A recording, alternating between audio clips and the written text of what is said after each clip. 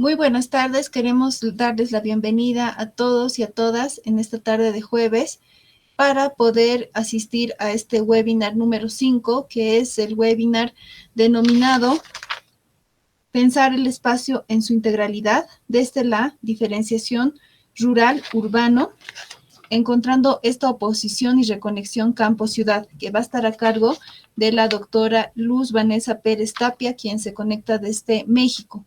Tendremos la presencia también de la arquitecta Sara Rivas, quien va a estar haciendo comentarios al finalizar el evento. Y tenemos el aporte de esta investigación que ha realizado la profesora Luz Vanessa. Voy a dar la palabra al decano de la facultad, arquitecto Jorge Sainz. Buenas tardes, gracias. Es una grata oportunidad saludar a la profesora Vanessa Pérez, quien es representante de la Universidad Autónoma de México, y también a la profesora Sara Rivas, quien es docente titular de nuestra facultad y que es también profesora de urbanismo en nuestra carrera. Creo que para el posgrado es muy importante tener este tipo de relaciones académicas con una universidad tan grande. Y la profesora Vanessa, que es doctora en la Universidad Nacional Autónoma, nos está permitiendo tener una cualificación en nuestra disciplina y en nuestro objeto de estudio. Estamos terminando la cuarta versión. Creo que ha sido un éxito realmente en razón a la excelente coordinación que ha realizado la arquitecta Vania Calle, quien es asesora y coordinadora de esta cuarta versión. Prontito entraremos a la quinta versión, pero es gracias a la participación de docentes del exterior, como la profesora Vanessa, y también próximamente la arquitecta Sara Rivas nos va a ayudar con su conocimiento, porque ella ha estado haciendo últimamente un posgrado fuera del país. Entonces, creo que hemos consolidado la parte de la maestría de manera muy importante. Son 10 años que estamos cumpliendo y a los 10 años hemos logrado abrir ya el doctorado.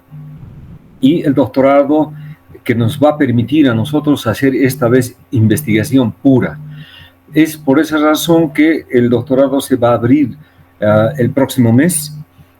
Se va a lanzar ya directamente con el primer semestre y es una novedosa forma de hacer esta disciplina dentro de la Facultad de Arquitectura.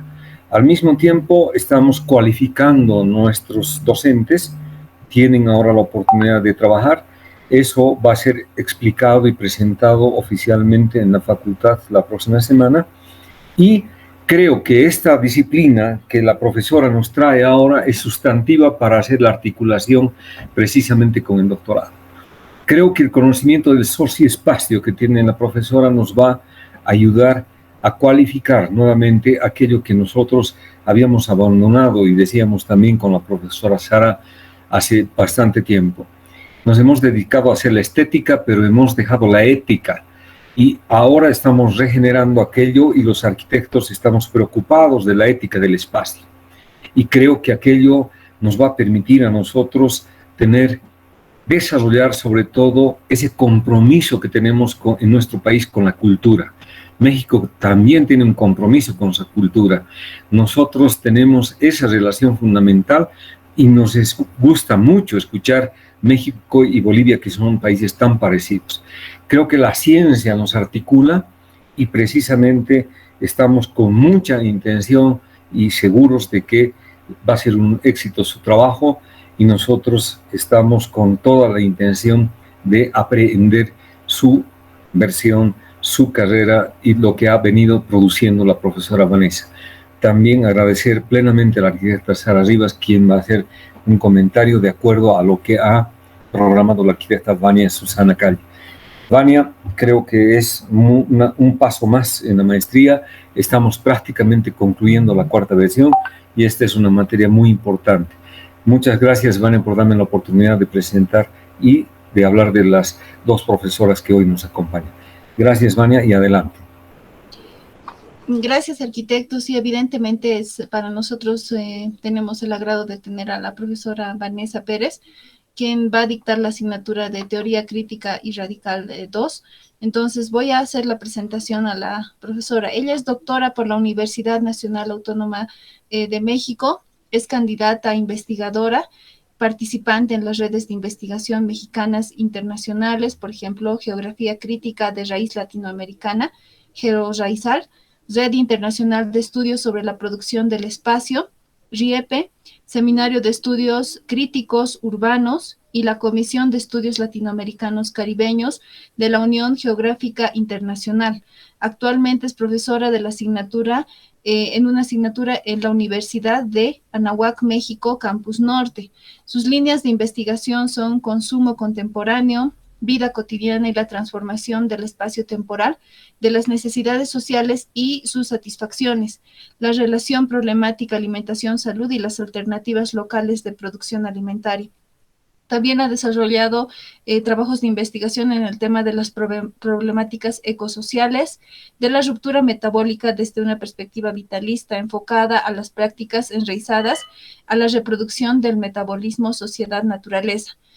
Muchas gracias, profesora. Entonces le doy la palabra y posteriormente vamos a pasar a un segundo punto con la arquitecta Sara Rivas.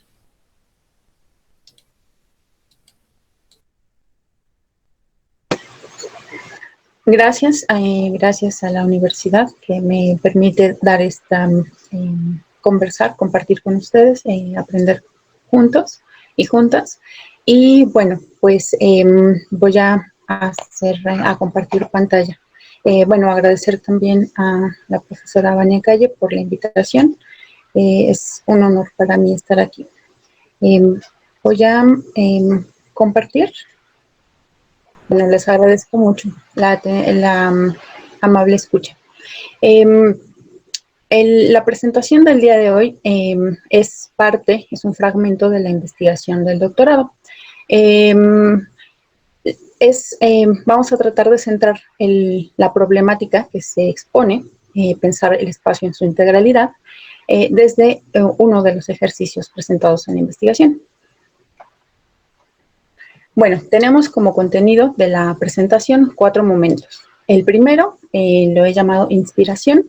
Esto es la presentación de las iniciativas ciudadanas, pensando la integralidad del espacio. De alguna forma, quizá debíamos haber escrito construyendo esa integralidad, buscando la construcción de esa integralidad. En un segundo momento tenemos la problemática y la reflexión teórica, digamos, de donde recogemos la explicación de lo que está ocurriendo. En este sentido, nos hacemos una pregunta: ¿por qué se hace necesario reconectar campo y ciudad y productores consumidores? Una vez que hagamos ese ejercicio de reflexión, vamos a pasar nuevamente a un ejemplo, digamos, concreto, que le hemos llamado subsunción, negación, resistencia y reexistencia del campo en la Ciudad de México. Como ejemplo, la chinampa agroecológica.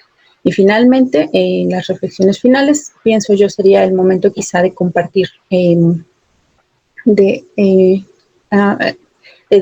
diálogo. Comenzamos entonces. Vamos a inspirarnos un poco, espero yo que lo logremos en conjunto. Bueno, en este mapa lo que ustedes pueden ver en el contorno, pues es la Ciudad de México. La Ciudad de México y la distribución de los mercados y tianguis orgánicos alternativos.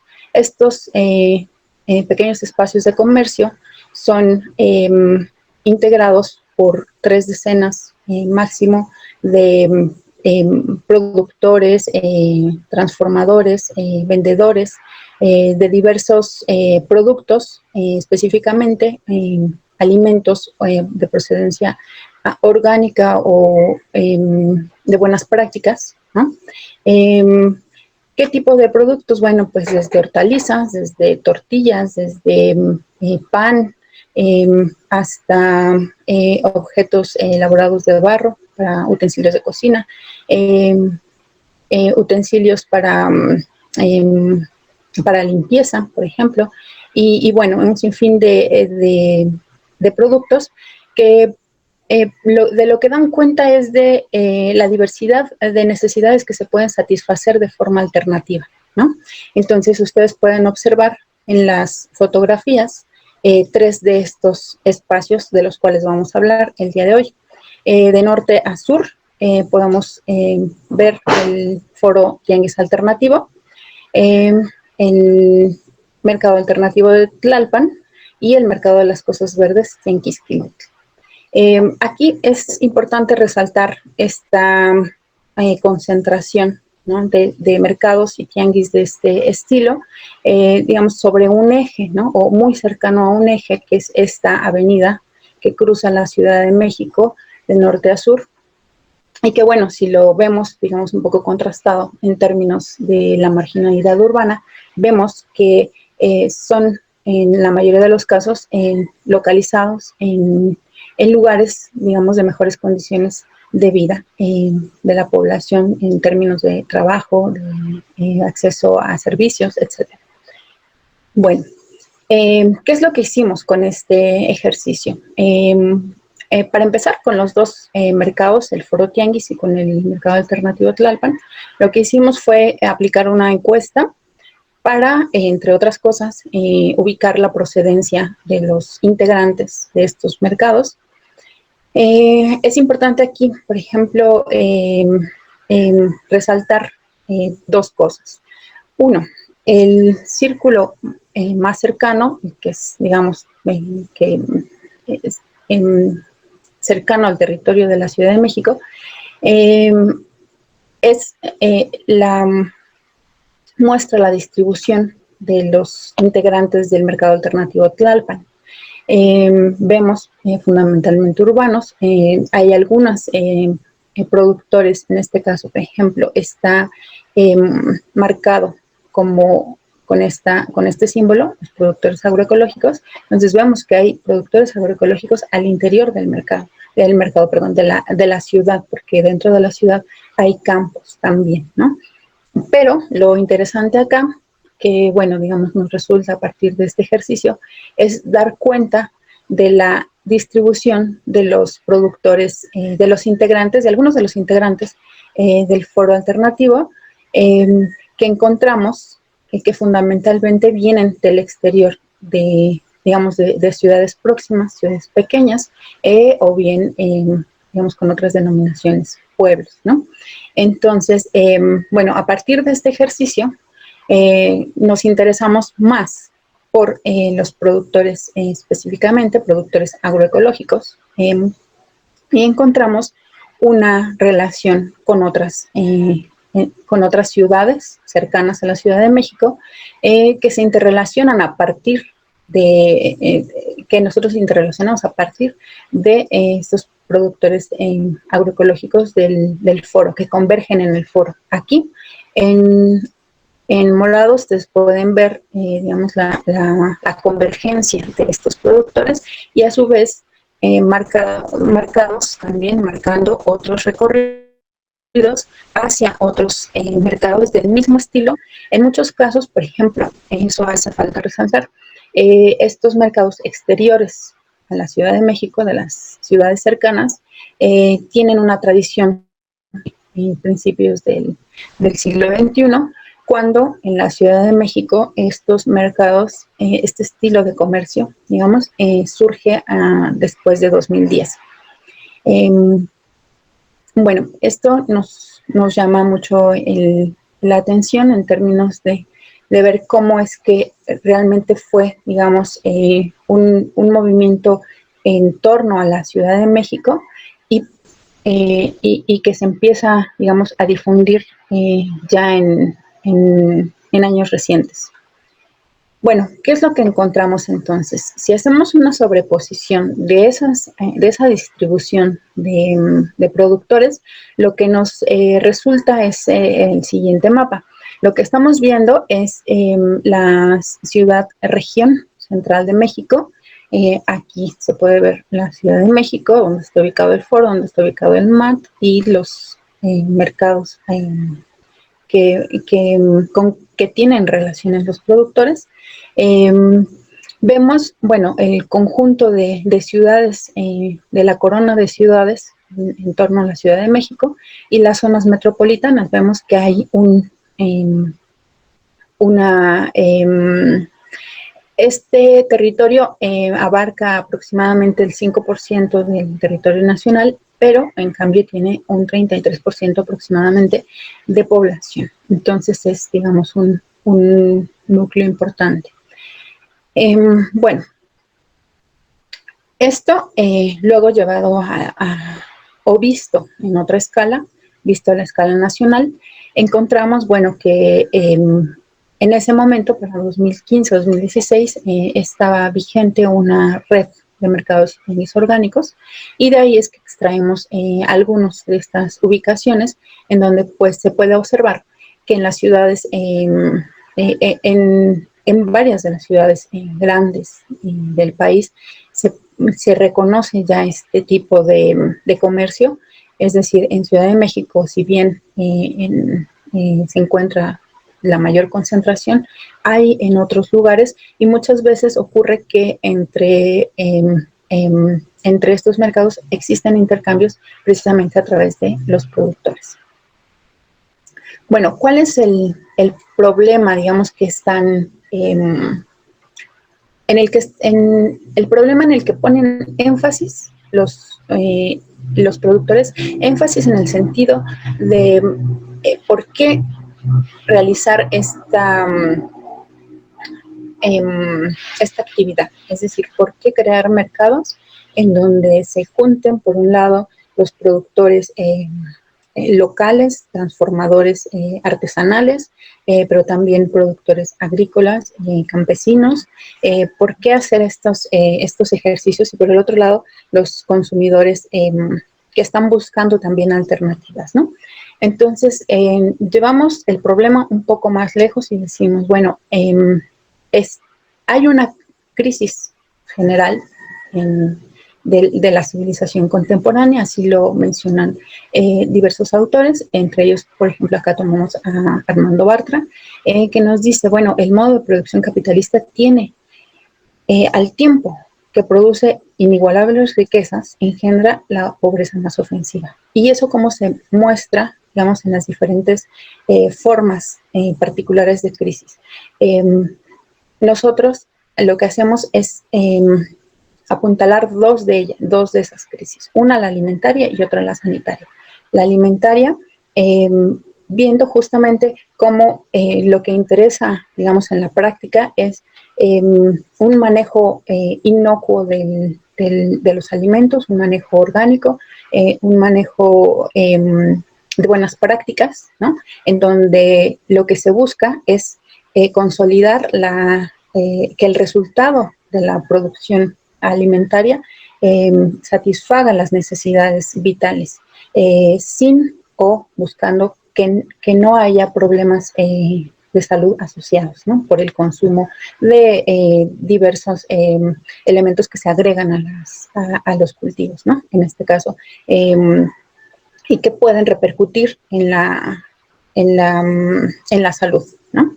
Entonces, bueno, en ese sentido es que nosotros tomamos y empezamos a relacionar, digamos, desde un ámbito muy cotidiano de la vida cotidiana, qué es lo que se está apuntalando, qué problemas se están visualizando, que hacen que las personas, digamos, la ciudadanía se organice y empiece a generar alternativas para satisfacer las necesidades que no solamente son en esos términos, la alimentaria, la reproducción saludable, sino por otro lado también el trabajo digno, trabajo bien pagado, ¿no? Entonces, desde otra perspectiva y complementaria, digamos, a la que hemos presentado con Bartra, tenemos este esquema realizado a partir de los planteamientos de Baraza, en donde tenemos enfocada solamente la crisis alimentaria.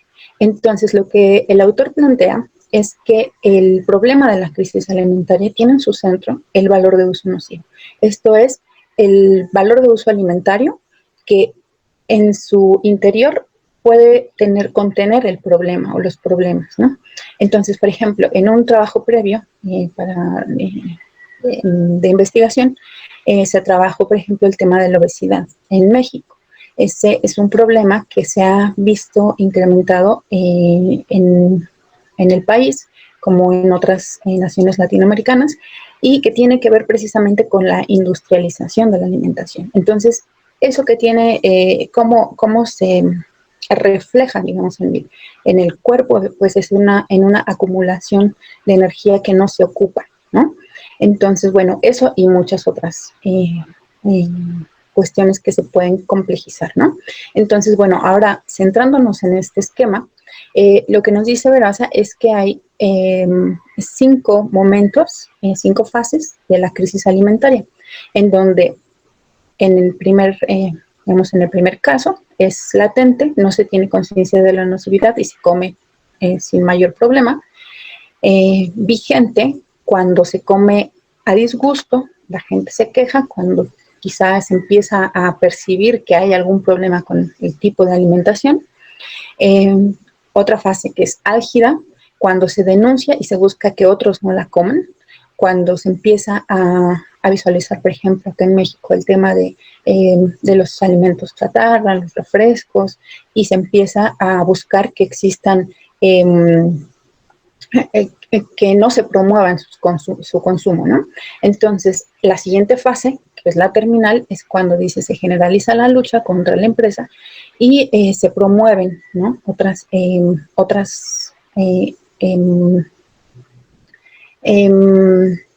formas de buscar que la gente no consuma. Por ejemplo, lo que se ha hecho es imponer impuestos que encarecen a este tipo de productos, pero sin embargo el consumo sigue, ¿no? Entonces, digamos, ese no sería una solución que atienda el verdadero problema, sino que solamente dirige hacia otros, encausa hacia otras formas los límites, la limitación al consumo. Y finalmente, la fase resolutiva, que es donde se establecen las alternativas alimentarias. De acuerdo a la lectura que se logró realizar respecto a las redes alimentarias y los mercados higiénicos orgánicos, es que su actuación, sus prácticas están enfocadas en la resolución del problema.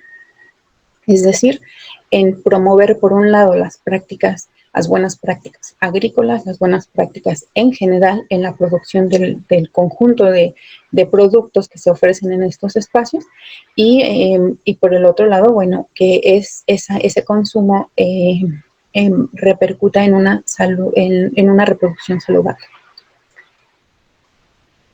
Bueno, regresando un poco a los indicadores, lo que vemos es, por ejemplo, específicamente para la Ciudad de México, es que efectivamente existe un problema de acceso a la salud, si bien no es, digamos, en proporción el mayor problema de carencia social, sí es un problema importante y esto se ve reflejado para 2012 se realiza una encuesta nacional de salud en donde lo que se observa es, además que ya es clara, digamos, la transición epidemiológica hacia las enfermedades crónicas y que surgen como problema, pero a su vez las enfermedades crónicas predisponen para una más fácil contagio, por ejemplo, de enfermedades infecciosas. Lo que se ve acá en esta encuesta es que el problema ahora ya es más complejo, ya se puede ver que el problema, digamos, se desdobla. Hay una inseguridad alimentaria creciente que no tiene que ver solamente con el término acceso a la alimentación, ¿no? Como lo veíamos acá, sino con una preocupación primero por la calidad de los alimentos, por la cantidad de los alimentos y otra por el acceso, la dificultad al acceso de la alimentación. Entonces vemos por ejemplo, para la Ciudad de México, que la seguridad alimentaria, más o menos coincidente con la nacional, pues es de un 3/10, ¿no? O sea, que en términos generales podemos decir, bueno, 33%, 33 personas de 100 se consideran en seguridad alimentaria, mientras que el resto tienen alguna inquietud respecto a lo que es su alimentación, ¿no? En los grados más complejos, la inseguridad severa, donde las personas han pasado hambre, no solamente los adultos, ¿no?, sino también los menores, es un 9%, muy próximo a la nacional. Aquí vemos, por ejemplo, en la sección de lo que serían los resultados para las zonas urbanas y rurales, y vemos que justamente, bueno, la mayor problemática se presenta en las zonas rurales en términos de menor seguridad alimentaria y un incremento en la inseguridad, en diferentes niveles de inseguridad alimentaria. Bueno, ¿cómo se expresa esto en el territorio de la Ciudad de México? Si ustedes recuerdan, justo en esta avenida, que es nuestra avenida que cruza la ciudad, aquí se distribuyen estos mercados, ¿no? Y justamente en torno a esto es donde la seguridad y la inseguridad leve, pues tiene mayor presencia, ¿no? En cambio, en el resto de la ciudad, bueno, vemos una presencia mayor de inseguridad alimentaria severa. Y bueno, entonces eso nos lleva a pensar, pues, que justamente la cuestión, el problema, digamos, un poco de este enlace, pues sí tiene que ver con el poder adquisitivo. Entonces, bueno, aquí pasamos al momento de la reflexión, reflexión un poco más general, ¿no? En términos generales. Veíamos en el mapa anterior, hablábamos sobre la inseguridad alimentaria. Entonces, ¿qué hay en el centro del desarrollo humano? Este esquema está presentado a partir de un diálogo platónico que entabló entre Lewis Mumford y Bolívar Echeverría. Y lo que ellos plantean, bueno, lo que rescato de ese diálogo, es que en el centro está la vida humana. Y de esta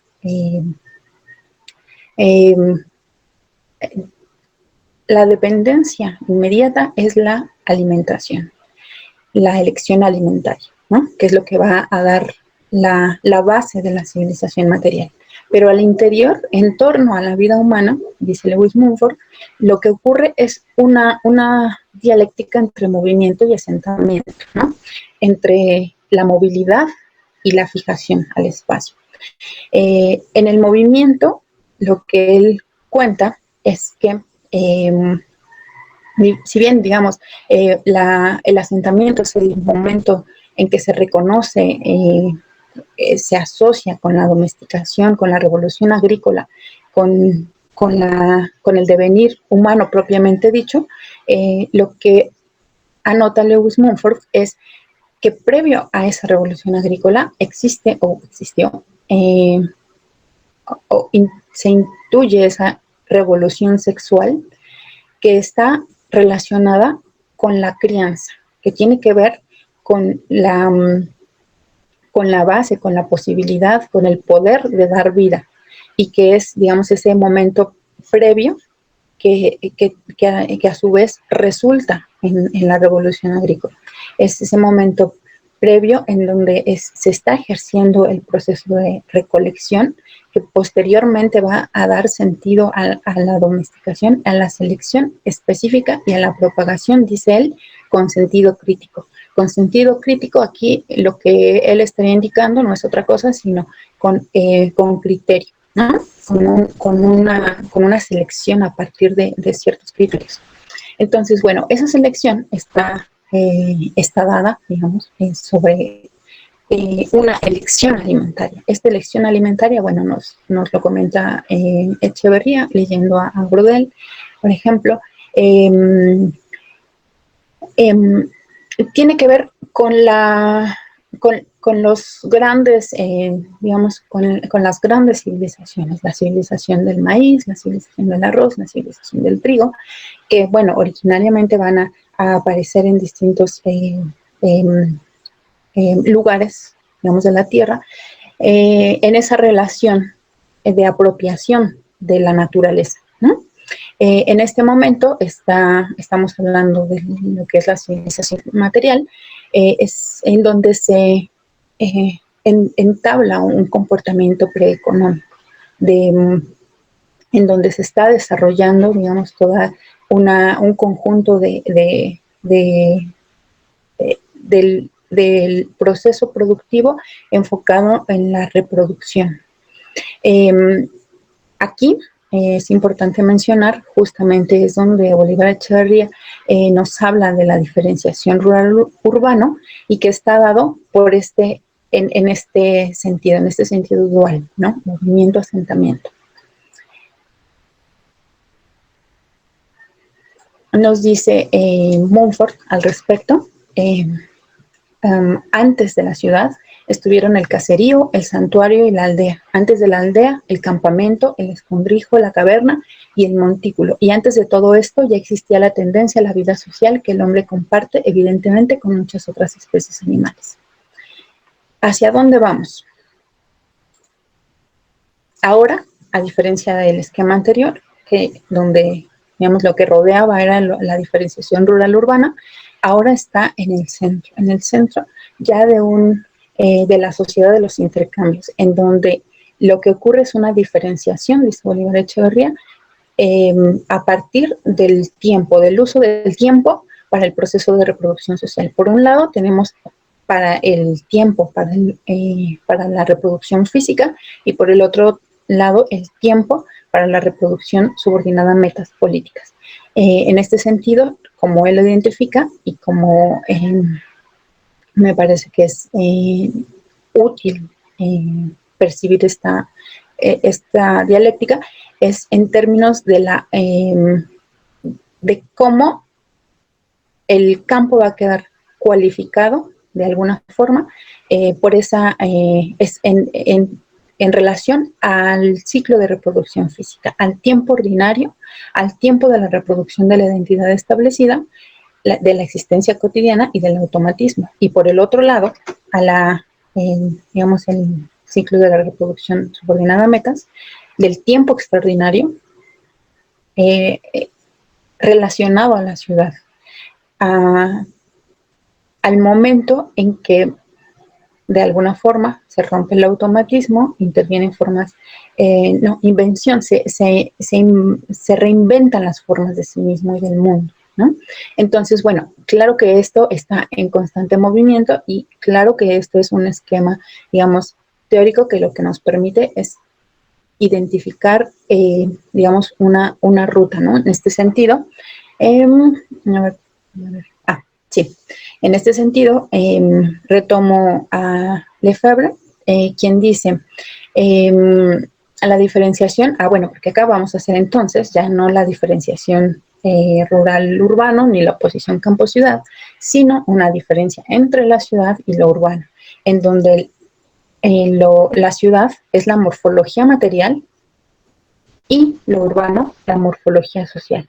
Y de acuerdo justo a esta lectura, al menos para mí me parece que tiene todo el sentido, en términos de pensar justo cómo, digamos, muchas de las discusiones actuales son los límites de la ciudad, los límites del campo, hasta dónde llega lo rural y lo urbano. Entonces, cómo se entretejen y cómo van a tener diferentes, digamos, cualificaciones en términos de esta relación. A mí me parece que en este sentido ese aporte de Lefebvre en torno a lo que constituye, digamos, a la ciudad como la morfología específica material y al urbano como la morfología social, me parece que nos permite cualificar esas interrelaciones. Entonces, ¿cómo vamos a regresar a nuestro objeto de reflexión desde las prácticas? Bueno, veníamos diciendo sobre la diferenciación rural-urbana, la oposición campo-ciudad, y entonces lo que vemos aquí en el mapa, en el recuadro pequeño, es la Ciudad de México y sus etapas de urbanización, su crecimiento. En el centro, en la parte azul, lo que vemos es propiamente la ciudad mexicana, previa a la conquista, lo que sería Tenochtitlan, y bueno, en torno a ella, pues muchos pueblos, ¿no? Muchas congregaciones urbanas de su momento, que bueno, fueron en torno a las cuales se fue creciendo la ciudad, ¿no? Entonces, y en esta imagen grande, lo que encontramos es ya con mayor detalle cómo se ha ido incrementando el suelo urbano sobre el suelo rural, los suelos del campo, los suelos producidos históricamente como terrenos de cultivo, ¿no? Entonces, aquí lo que encontramos, bueno, aquí está señalado la ubicación del Tenquisquiltli. Esta es la zona chinampera que queda en la Ciudad de México, y bueno, todavía aquí quedan residuos, algunos residuos, ¿no? Esta es una vista de lo que sería hace de mediados del siglo pasado, de lo que era la Chinampa. Bueno, recordemos que la Ciudad de México está crecida en torno a, más bien sobre, la desecación de los lagos. Era un sistema de 5 lagos: Lago de Chalco, Xochimilco, Texcoco, Jaltocan y Zumpango. Y bueno, hay un pequeño residuo aquí, hay un pequeño residuo acá, y las chinampas están en esta zona, ¿no? ¿Qué es una chinampa? Una chinampa es una voz hispanizada de Chinamitl-Pan, que significa tejido de cañas con lodo del lago. Esta es una voz náhuatl. Es un sistema agrícola que conserva la vida. Es una especie de isla flotante que está fijada con árboles de aguajote. Con estos árboles en su contorno, ¿cómo se construyó en su momento y cómo se reconstruye cotidianamente la chinampa? Utilizando el lodo del fondo del lago, ¿no? Sacan el lodo, y es la forma en que se va fertilizando constantemente la tierra. Se pueden realizar 6 cosechas al año en un mismo fragmento de terreno, y bueno, como se está añadiendo constantemente tierra, pues es de una fertilidad muy amplia. Los chinamperos, que son quienes trabajan la chinampa, integran en la práctica el control de todos los recursos que ocupan: agua, suelo, cultivo, microclima, espacio. El espacio, aquí es muy interesante, por ejemplo, este uso, porque es la asociación, las siembras asociadas, ¿no? Es decir, justo esta visión del espacio como esa interrelación. Y bueno, el elemento central del sistema es el agua, ¿no? Entonces, bueno, hicimos uno de los ejercicios que realizamos, fue la identificación de algunas chinampas agroecológicas. Aquí las podemos ver. En este lugar hay cerca de 20,000 chinampas, y de ellas aproximadamente 3,000 se trabajan. Muchas de ellas se utilizan para cultivos de flores, y en este caso, por ejemplo, las que están señaladas específicamente son agroecológicas y trabajan hortalizas y maíz también. Este es una imagen de la chinampa de la familia Martínez, que es con una familia que trabajamos. Y bueno, aquí lo que podemos ver es los canales, es decir, aquí está, digamos, un canal central, pero entre las chinampas hay canales. Y digamos, en sus inicios se trataba de una figura como esta, un rectángulo que por los 4 lados tenía un canal que lo circundaba. Esto, bueno, facilitaba mucho el uso del agua en los cultivos y por el otro lado también la continua fertilización del terreno.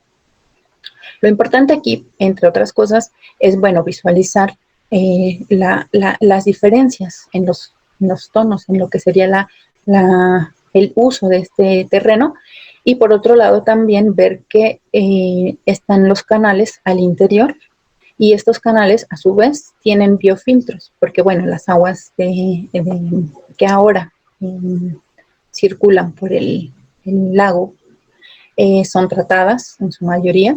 Entonces, bueno, se utilizan biofiltros que utilizan plantas endémicas para limpiar las aguas, es decir, que al interior de los canales la calidad del agua es distinta, está biofiltrada, y esta es la agua que utilizan para los cultivos.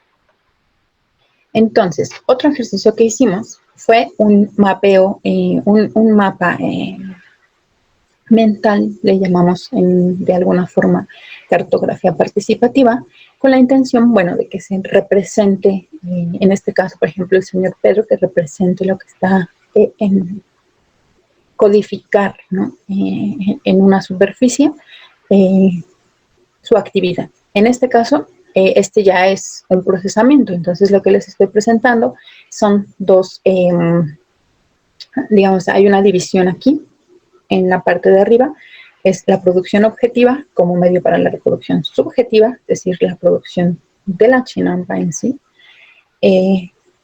para la alimentación, para lo que resulta de ella, y en la parte de abajo la reproducción subjetiva como medio para la reproducción objetiva, es decir, cómo se reproduce la identidad, la subjetividad en relación a la chinampa en este caso. Bueno, aquí puse, por ejemplo, además algunos temas que se pueden extraer de lo que encontramos en los mapas. Y bueno, acá hay ya una decodificación, le llamé, de ese mapeo. Entonces voy a leerles solamente un par de fragmentos. En esta parte, en la producción objetiva, como medio para la reproducción subjetiva, tenemos como mapa, como temas del mapa, la chinampa. Nuestro objeto de análisis es el espacio geográfico, y aquí es importante hacer esta acotación. PC es relación producción-consumo, OS es relación objeto-sujeto, en este caso. Entonces, tenemos en la relación producción-consumo a la chinampa como un resultado histórico de producción de espacio habitable y cultivable. Su contraparte, relacionado a la relación objeto-sujeto, dice, en palabras de la bisabuela, obviamente del señor Pedro, dice, aquí nadie se muere de hambre, el medio te da para vivir. Entonces, aquí lo que vemos justamente es como ese movimiento dialéctico entre el sujeto y el objeto, entre digamos, en este caso los chinamperos, produciendo ese espacio, construyendo ese espacio, para generando su identidad a partir de ello. Y bueno, digamos, en estos otros recuadros tenemos por un lado la conservación, la relación metabólica, la familia Méndez en este caso, y la subjetividad, ¿no? Cómo se va construyendo la subjetividad. Pero quiero llegar a este tema, y por eso me adelanto, y me disculparán ustedes, al tema de los mercados. ¿Por qué? Porque es nuestro tema con el que empezamos y de cómo nosotros queremos mostrar esa relación. Entonces, lo que tenemos como tema de análisis es la mediación económica, donde el mercado es una forma de vinculación de los compradores con los productores, no necesariamente siempre con los productores, pero sí es posible. En este caso, por ejemplo, en el mercado de las cosas verdes, en Quisquilitl, los productores hacen parte de ese momento de la circulación, hacen parte de esa ruptura del tiempo necesario para producir, y participan del tiempo extraordinario. En la relación sujeto-objeto, lo que encontramos es que se puede comprar productos de la Chinampa a través del mercado tradicional, que es un mercado público del centro de Xochimilco, Xochitl 47, cuya característica es la abundancia. Y a través de las cosas del mercado de las cosas verdes, Tianquisquilitl, que es nuestro mercado objeto, digamos, de estudio, que provee particularmente de reconocimiento y de valoración del trabajo chinampero. ¿Esto qué significa? Digamos, aquí es donde trataríamos nosotros de hacer ese enlace entre su quehacer, digamos, en y con la tierra, y el quehacer hacia afuera, hacia lo urbano. Es decir, se hace un trabajo de defensa en el sentido no solamente de defender límites, sino en el sentido de producir reproducir lo que es la Chinampa. Es decir, la conservación en este sentido no es solamente porque sea un sitio hermoso, bello, porque sea santuario de aves, de muchos animales endémicos y de migración, sino porque la dinámica propia del lugar requiere de los lugareños. En este sentido, cerramos con esta cita en este filósofo francés.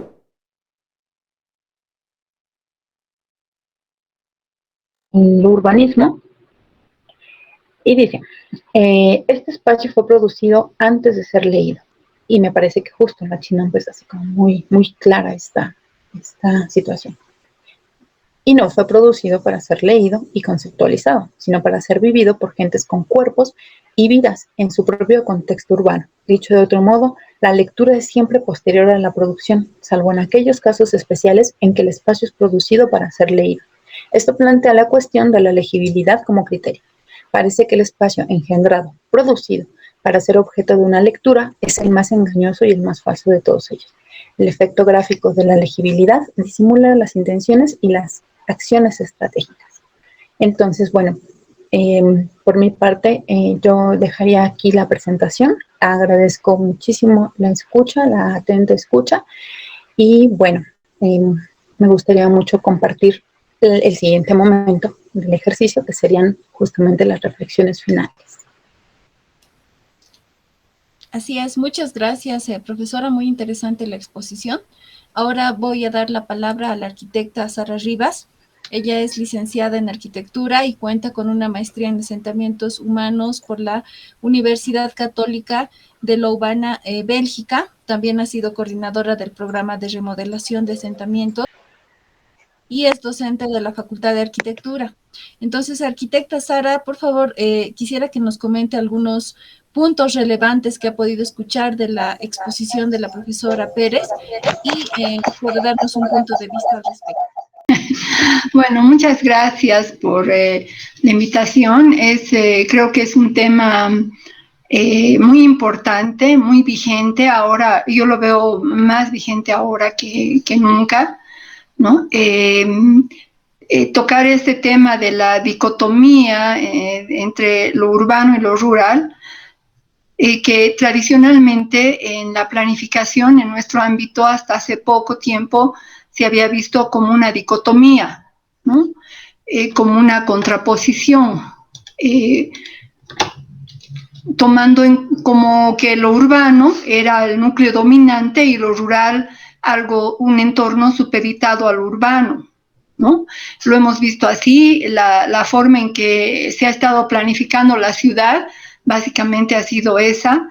Hace ya varios años, si no hasta se podría decir décadas, el enfoque en la planificación física ha estado básicamente concentrado en la planificación urbana, ¿no? A ese grado ha estado la predominancia del entorno urbano en el mundo, ¿no? Estos datos de que hace ya, creo que son como casi 10 años o por lo menos unos 6, 8 años, que según los datos que tiene Naciones Unidas, la población ha pasado a ser mayoritariamente urbana, y las proyecciones nos hablan de aquello, nos han estado hablando la predominancia del mundo urbano, ¿no? Creo que todo este enfoque nos ha hecho olvidar sobre la importancia del mundo rural, ¿no? Y no se ha olvidado un poco la historia, ¿no? Se ha olvidado de dónde viene lo urbano, ¿no? La condición de existencia del urbano ha sido la generación del excedente agrícola, ¿no? Sin ese excedente agrícola, la vida urbana no hubiese sido posible, ¿no? Es ese excedente agrícola que ha permitido a una parte de la población, una parte grande, en este caso estamos hablando de un mundo que tiene hoy en día 55% de la población urbana, vivir sin dedicarse a la agricultura, sin dedicarse a producir su alimento, ¿no? Hemos dado por sentado que el área rural estaba ahí, y que los alimentos estaban ahí, y hemos dejado de percibir esa importancia, ¿no? Entonces, creo que es importante ver este tema, esta relación de lo urbano y lo rural. Decía, hoy en día está cambiando esta percepción, ¿no? Están apareciendo nuevos términos, incluso como la rururbanización, la contraurbanización, ¿no? La rururbanización en términos de que ya no se piensa en un límite o este enfoque dicotómico que digo, ¿no? De total separación del urbano, esto es lo urbano y esto es lo rural, que se traducía tanto incluso en políticas o en normativa, ¿no? Por ejemplo, la normativa en La Paz, aquí en la ciudad de La Paz indicaba, creo que todavía indica, que por ejemplo no se puede criar animales de granja, ¿no? Hoy en día está cambiando, tenemos una nueva normativa hace 2 años que da prioridad al uso funcional de los espacios verdes, es decir, si se va a tomar un espacio verde para hacer un huerto, tiene prioridad sobre un parque decorativo, un parque recreativo, ¿no? Entonces, todo esto son indicativos de ese cambio de percepción, ¿no? Creo que así como ha sido la tecnología una de las primeras revoluciones tecnológicas, lo que ha permitido crear el excedente, que digo que ha permitido que la ciudad empiece a surgir, hoy en día también una nueva revolución tecnológica está dando lugar a esos cambios y a esos términos que decía, ¿no? La rururbanización, la contraurbanización, el hecho de que ya no necesitamos estar físicamente en la ciudad, con lo del COVID mucho menos, o sea, se ha extrapolado esto, no necesitamos estar en la ciudad para trabajar, ¿no? Entonces, esto está llevando a que mucha gente vuelva al campo, ¿no? Tal vez en principio no a producir. Hace unos años, cuando se generan estos términos como contraurbanización, la gente no se va afuera de la ciudad, no migra de la ciudad a entornos rurales para producir, sino para tener el campo, el aire libre, otro ambiente diferente que se tiene en las ciudades. Pero lo que hemos visto en este último año, ¿no? Con el COVID, hemos visto cómo tenemos población que está migrando a áreas urbanas para reconectarse con el trabajo agrícola, no solo para seguir trabajando desde casa en un entorno más agradable, más sano, ¿no? Sin estrés, sino hay gente que está volviendo para reaprender el trabajo agrícola, ¿no? Y esto, en base a algunos temas que has tomado en la charla, como el tema de la inseguridad alimentaria en ese sentido amplio que has definido, ¿no? No solo en el sentido de la cantidad, del acceso físico a la comida, o al alimento, sino de la calidad, ¿no? El estar seguros de que estamos comiendo algo que está en nuestro dominio, si quieres, o está bajo nuestro control, como es la producción orgánica, ¿no? El término de la seguridad también, no solo en ese sentido de saber que estamos comiendo algo que no nos va a hacer daño, sino en el término de, si quieres, un cierto grado de sobrevivencia, de saber que que somos capaces de volver a producir nuestros alimentos, ¿no? Entonces, hay esta percepción de seguridad alimentaria en ese sentido amplio está siendo, en principio, algo que tú explicas y que es un fenómeno que se repite acá, que es el de los mercados orgánicos, ¿no? De productores orgánicos, que están muchos de ellos en áreas urbanas o periurbanas, no necesariamente alejadas, y que han empezado a hacer los mercados como tú has descrito, ¿no? En ciertos lugares. Aquí en una zona céntrica que se llama Sopocachi, hay un mercado que hace 3 años ya vende productos orgánicos, ¿no? Y han empezado a surgir asociaciones de productores que están ofreciendo este tipo de producto en respuesta a la demanda que ha surgido de ese tipo, ¿no? Pero a eso se suma lo que describo, esa necesidad que ha empezado a aparecer en personas que eran netamente urbanas, no relacionadas con el campo, ¿no? Gente ligada a la burocracia o a profesionales libres, que están empezando a preocuparse de reaprender la producción agrícola, ¿no? Entonces, creo que todo esto tiene un impacto en la planificación del espacio, no solo a nivel urbano, como digo, en estas nuevas leyes que empiezan a surgir de que las áreas verdes no son para los árboles, para el césped, para la vegetación ornamental, sino que deberían tener prioridad para la producción de alimentos. Y en segundo lugar, también ya a nivel de la arquitectura, a nivel de la vivienda, a nivel del espacio doméstico, ¿no? Donde hay personas que están priorizando ya no tener el jardín ornamental, sino empezar a tener el huerto urbano, ¿no? Entonces, hay toda una onda de huertos urbanos, ¿no? De preocuparse por huertos urbanos, incluso en espacios, en edificios donde no, verticales, en torres donde no hay el jardín, ¿no? Entonces esto nos está mostrando esa importancia de repensar lo rural, ¿no? Repensar cuál es realmente el valor de lo rural. Con la pandemia hemos empezado muchos a revalorizar. Nosotros en Bolivia, ya con eventos del 2019, eventos políticos que nos han limitado un poco del acceso a productos de mercado, ¿no? Ya ha empezado a esta percepción, y con el COVID se ha hecho mucho más evidente esa necesidad de revalorizar la producción rural, revalorizar los espacios rurales, revalorizar los espacios urbanos para uso agrícola, ¿no? O de producción agrícola, agropecuaria, si se podría decir.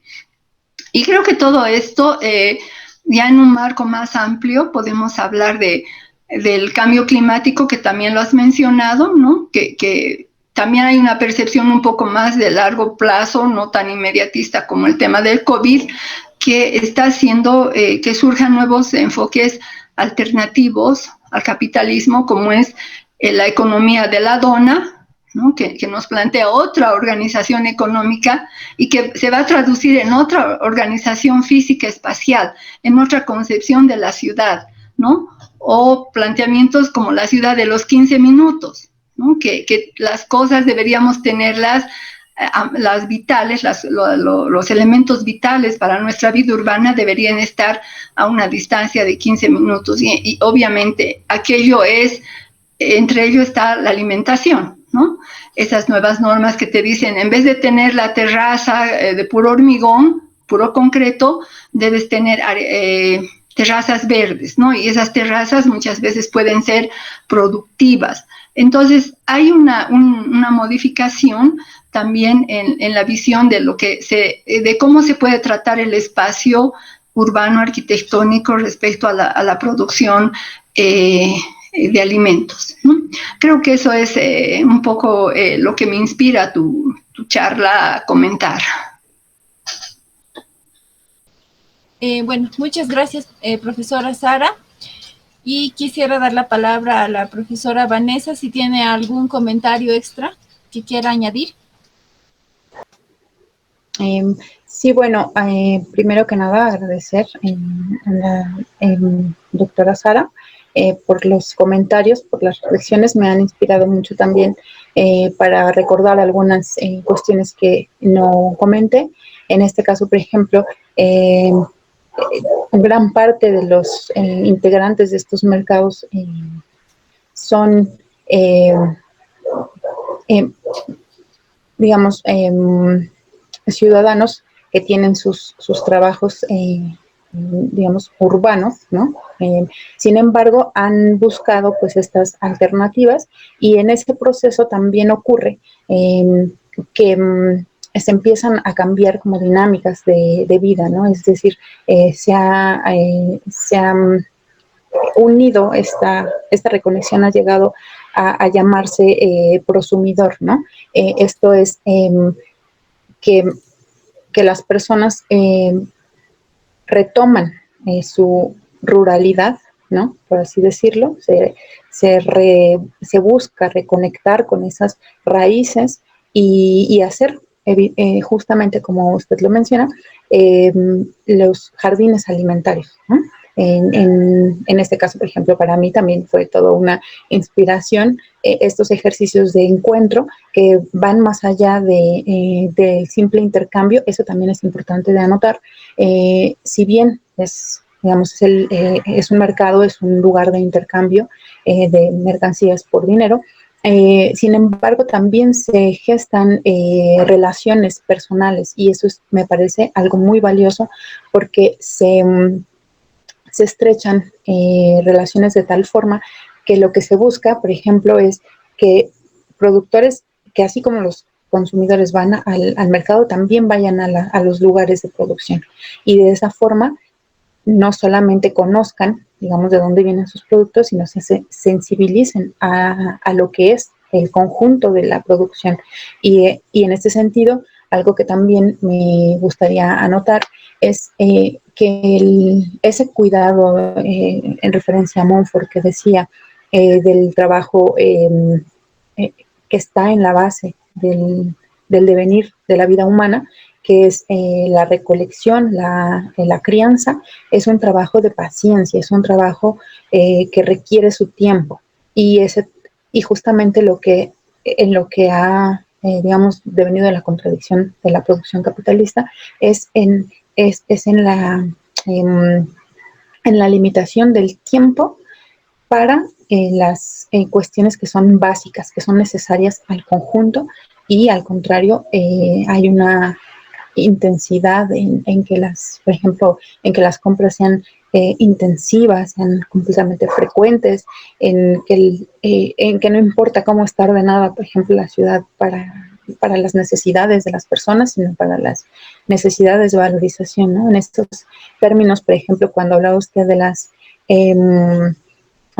los 15 minutos, eso es algo necesario, y pienso yo que sería muy útil para poder gestionar nuestro tiempo de vida y dedicarla a otras cosas, ¿no? Sin embargo, no sé, por ejemplo, cómo ocurre en La Paz, pero en ciudades como México, la Ciudad de México, se ocupa demasiado tiempo en transporte para hacer de todo, para hacer trabajo, para hacer escuela, para ir a obtener servicios. A pesar, digamos, ahí encontramos justamente la contradicción de lo que sería la ciudad, en la ciudad como esa promesa de bienestar, ¿no?